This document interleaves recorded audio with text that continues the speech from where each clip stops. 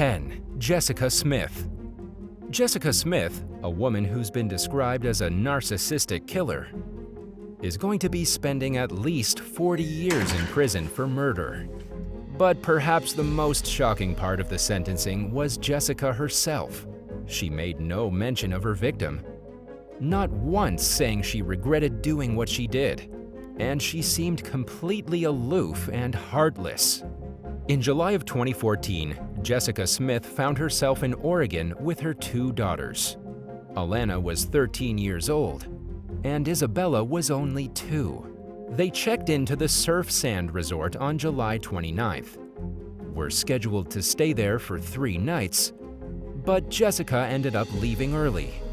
She fled the room as soon as the sun started coming up and left her children behind. When the police were called to check on the room following some strange noises, they discovered the 2 daughters in horrible states. Isabella had been drugged and was deceased, while Alana's throat was cut and she was nearly bled to death. According to the prosecution, Jessica Smith had intended for her daughters to die. In a shocking statement from Alana, who miraculously survived the attack, she said her mom cut her throat and made her lie on the floor, then yelled at her that she wasn't dying fast enough. As for why Jessica committed this terrible crime, she was a hardcore narcissist. She believed she was doing the right thing because her ex-husband was trying to get custody over her daughters.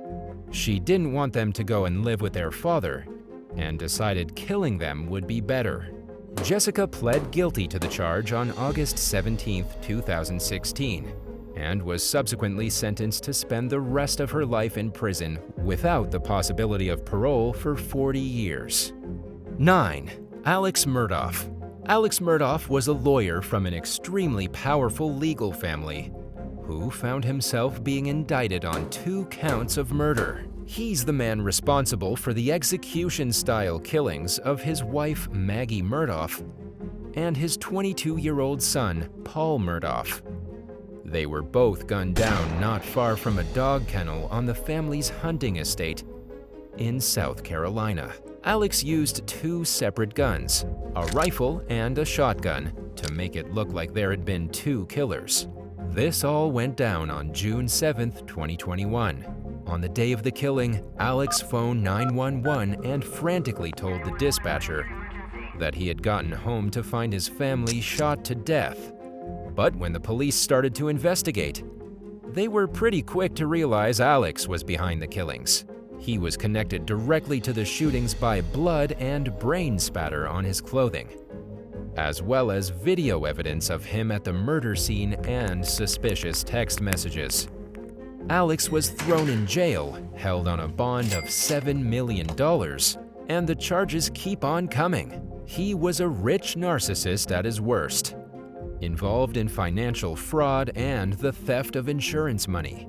So far, over 85 charges involving over $8 million have been placed against him on top of the murders. He's even been accused of stealing money from a young paraplegic man.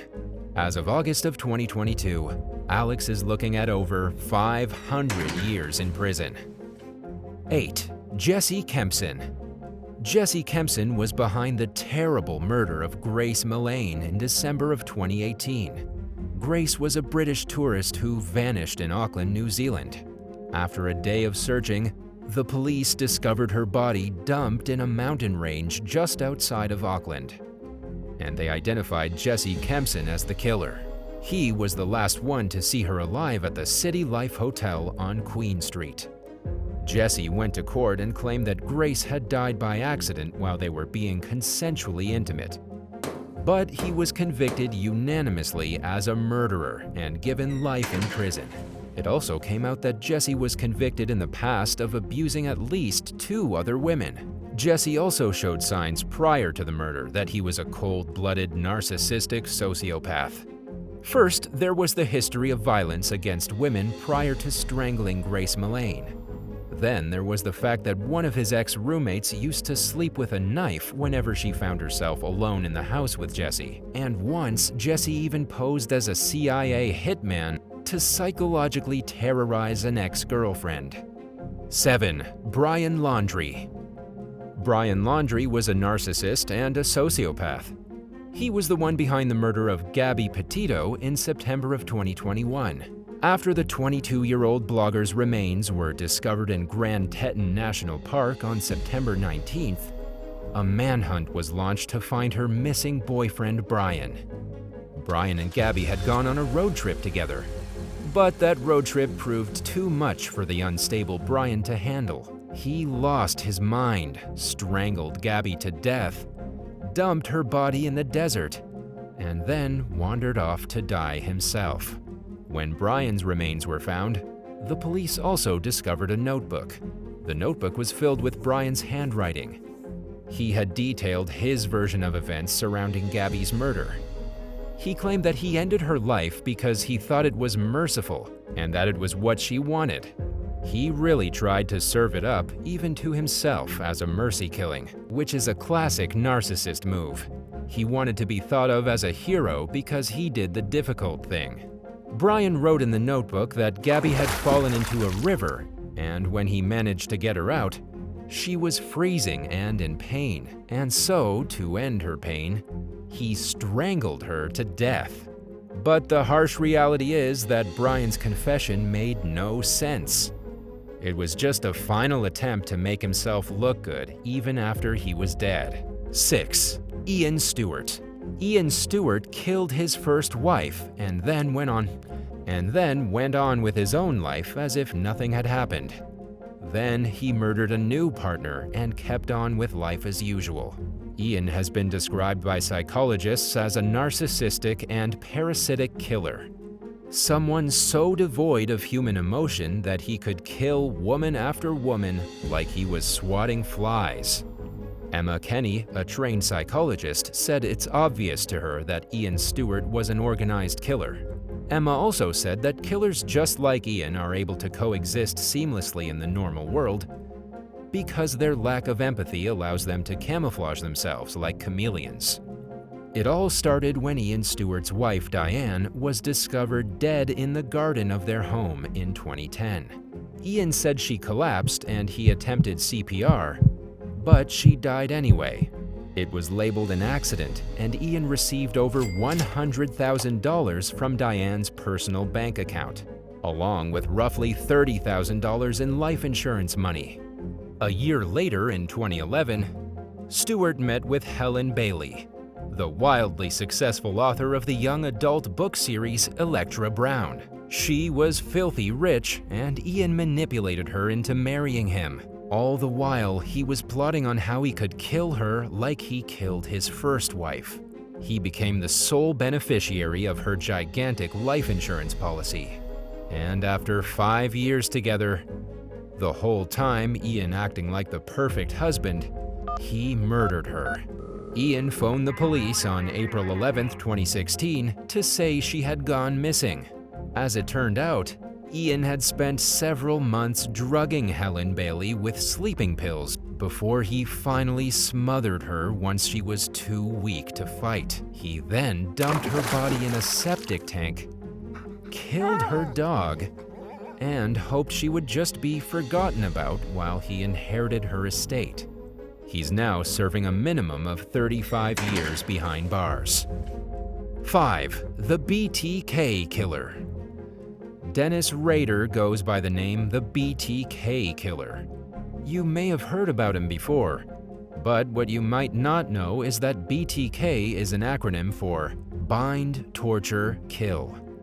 Dennis, one of the worst serial killers of the 20th century, had a fixation with bondage and dominance, hence the name BTK. He was inspired to commit his unspeakable crimes by other psychopaths who had come before him. Whereas a lot of killers deny any wrongdoing, Dennis was proud of it. He described himself as a monster and admitted to idolizing America's most infamous killers. He studied their habits, then mimicked their techniques in his own slayings. But more than anything, Dennis Rader wanted to be recognized as one of the most prolific killers in human history. That was his narcissistic dream: to achieve immortality as a monster. And by the time he was finally caught for his horrible crimes in 2005, he had achieved that dream. For 30 years between 1974 and 1991, Dennis murdered indiscriminately. He killed 10 people throughout Kansas, taunted the police with arrogant letters, and even bragged to the newspapers and told them the exact details of his crimes. He was only caught because after going on a long hiatus, he returned to sending letters in 2004. Technology was better in 2004, and the cops tracked him down almost instantly. He's currently serving 10 consecutive life sentences at El Dorado Correctional Facility. 4. Dr. John Boyle. Collier Landry is the host of a true crime podcast who actually lived through a true crime story of his own. When Collier was only 11 years old in December of 1989, his father killed his mother. Dr. John Boyle, Collier's dad, murdered his wife Noreen Boyle and buried her in a crypt underneath the basement of their home. Noreen had worked as a dental hygienist to support her husband while he was in medical school. Then, after John graduated and built his own medical practice, Noreen was able to enjoy the wealth that his success brought to the family. But John wasn't always a good husband. He was violent, nasty, and short-tempered. He also frequently cheated on his wife. In 1989, Noreen was finished. She told John she wanted out of the marriage, but John convinced her to stay. This was despite the fact that John was secretly plotting to murder Noreen so that he could peacefully marry his 26-year-old mistress. His mistress was pregnant with his child. John could have let Noreen go. It wouldn't have prevented him from marrying a new woman and getting a new life. But John didn't want to just let Noreen go free. He wanted to bury her underneath his house. And that's a pure narcissist move. The murder backfired though. John was caught and he was given life in jail. 3. Pam Hupp. Pam Hupp has killed a lot of people. And like a lot of killers, she committed these crimes for money. She was cold and calculated. And although she looked like a normal woman on the outside, she had a black and lifeless soul on the inside. It's hard to say where things went wrong for Pam. She had what most people would consider a privileged life, enough money to live comfortably, and no real reason to murder. But in 2011, she stabbed Betsy Faria to death in Betsy's home in Troy, Missouri. Pam was so clever that she was able to pin the murder on Betsy's husband, Russ Faria. Russ was convicted of the murder, but set free after a retrial in 2015. And by then, the suspicion had turned to Betsy's supposed friend, Pam Hupp. Pam had even testified against Russ in court to try and shift the blame off of her. One of the biggest motivations was clearly the life insurance policy Pam had on Betsy. She had made quite a bit of money from her friend's death. It's also important to know that Pam's mother died under suspicious circumstances in 2013, and this also resulted in Pam collecting a large payout from life insurance. Then in 2016, as Pam realized the police were closing in on her, she tried to shift the blame back to Russ. And she did it by murdering a man named Louis Gumpenberger. She lured Louis to her home in Missouri. Louis suffered from mental and physical disabilities following a crash in 2005. Pam thought he was easy to manipulate, and so he arrived at her house where she shot him 5 times in her hallway. She then slipped $900 into his pocket, along with a note reading, "Kidnap Hupp, get Russ's money." It was a bizarre attempt to make it look like Russ was hiring a hitman to take Pam out, even though he was already cleared of the charges. In the end, Pam was charged with 2 murders. 2. BABIS Anagnostopoulos. BABIS Anagnostopoulos was a narcissistic Greek pilot who suffocated his British wife. He killed her in their home in Athens on May 11, 2021. Caroline Crouch, his supposedly beloved wife, was only 20 years old. He strangled her, strangled their dog, and then tried to make it look as though they had been robbed. He handcuffed himself on the floor, put duct tape over his own eyes and mouth, and really tried as hard as he could to stage a robbery. His undoing would be the smartwatch Caroline was wearing when she was murdered. It told a different story than what BABIS told the police, totally shattering his timeline. The smartwatch showed that Caroline had been asleep when BABIS attacked her, and that her heart rate had spiked for 5 long minutes while she was brutally tortured in front of her 11-month-old daughter. BABIS had been given life in prison. At only 34 years old, BABIS will be spending the remainder of his days in a Greek jail. But what's truly terrifying is that according to psychiatrist Alkestis Egomenakis, BABIS showed absolutely no emotion or conceit. She told the jury that she had no doubt BABIS suffered from antisocial personality disorder, narcissistic disorder, and that he killed his wife because he battled with uncontrollable feelings of superiority. 1. Levi Bellfield. Levi Bellfield is currently serving a life sentence for the murder of Millie Dowler, Amélie Delagrange, and Marcia McDonnell. However, Levi also recently confessed to the violent hammer murders of Lynn and Megan Russell almost 3 decades ago. This is crazy because a man named Michael Stone was convicted of the hammer murders, which took place in the rural English countryside in 1996, and is currently serving a life sentence. For the past 15 years, Michael Stone's solicitors have been insistent of his innocence and trying to get Michael Stone free. And now, Levi Bellfield spoke to that very solicitor and gave his own chilling account of the hammer murders. The issue here appears to be taking Levi Bellfield at his word. We know that he murdered Millie Dowler in March of 2002, he killed Marcia McDonnell in February of 2003, he failed to murder Kelly Sheedy in May of 2004, leaving her with a ruptured liver and collapsed lung, and his last victim that we know of was Amelia Delagrange in August of 2004. But because Levi is serving a life sentence and will die in prison, and has been described as a conniving narcissist, it's difficult to take his words seriously.